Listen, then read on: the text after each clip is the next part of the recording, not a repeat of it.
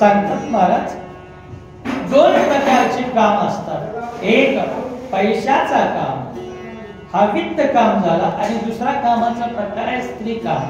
मग वित्तक्षणाचा विचार आपण अगोदर ऐकलाच, पण ज्याच्याकडे पैशात स्त्रीची आसक्ती आहे, स्त्री कामामध्ये गुप्त झालेला आहे ना, त्याची वाताहत कशी होते, त्याची लक्षणं काय ऐका. पापा भावाशी सांगता गोष्टी, माया बहिणीचा विकल्प पोटी, इतरांची कायची गोष्टी सगळं सृष्टी माझा रे. ज्याचं स्त्री रूप मन झालेलं आहे, स्त्रीच्या कामामध्ये लुप्त झालेला आहे, अशाची अवस्था महाराजांनी सांगितली. त्याच्या नजरेला दुसरं काहीच दिसत नाही, फक्त स्त्री.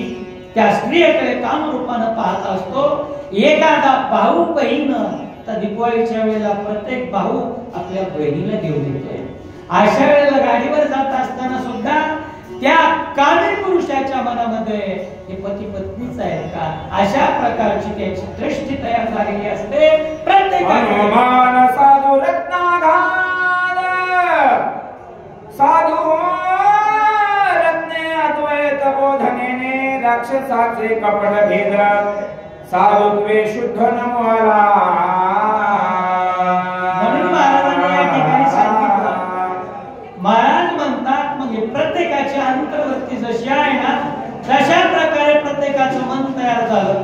आपण या श्लोकावर विवेचन ऐकलं. मग हनुमंतराय कसे आहे, त्यांच्या अंतर्वृत्तीचा शेर सज्जनाचा अंतरंग आहे, साधूचे लक्षण असल्यामुळे समोरचा कसाय पाहिलं नाही, साधू दिसतोय ना, त्याच्याकडे गेलं पाहिजे.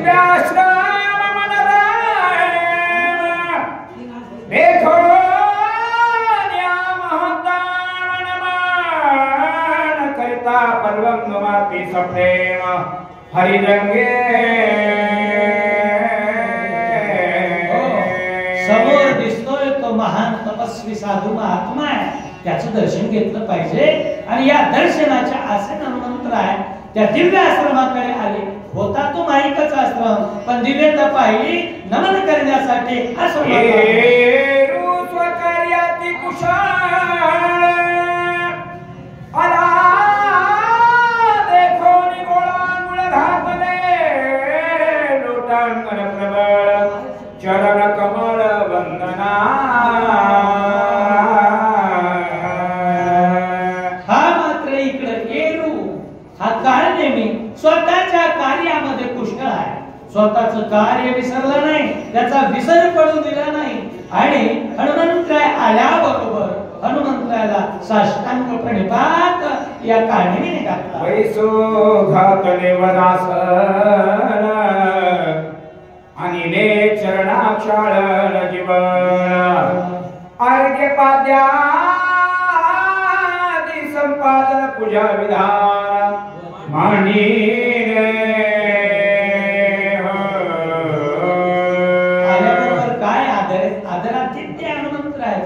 वैसो घातले वरासन, बसण्यासाठी पाठ टाकलेला, आसन टाकलं त्याच्यावर, अर्घ पाद्यात्मिक पूजा करण्यासाठी षोडोपचार साहित्य त्या ठिकाणी हजर केलं.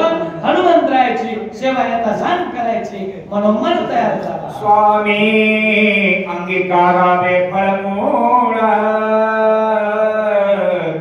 राशन करावे शीतळ जळ. मार्गी सिनलेपी बहुळ, श्वेत कल्लोळ सर्वांगी.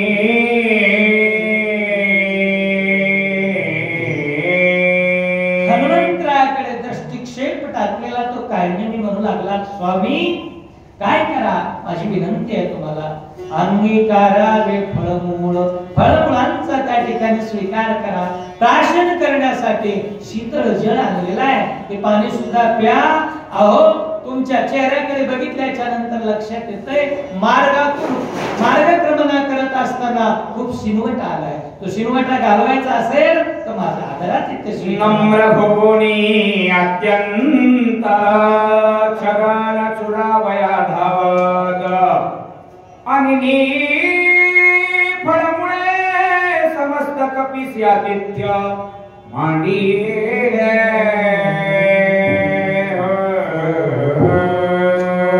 सर्व फळांचा संभार त्या ठिकाणी ठेवलेला आहे आणि अतिशय नम्र भाषेमध्ये सोजवळ भाषेमध्ये साज आणि मवाळ अशा भाषेमध्ये बोलू लागला, विनंती करू लागला, स्वामी माझी सेवा गोड करून घ्या, माझ्या सेवेचा स्वीकार करा अशी विनंती तो कारणे कपट रूपाने त्या ठिकाणी करतोय.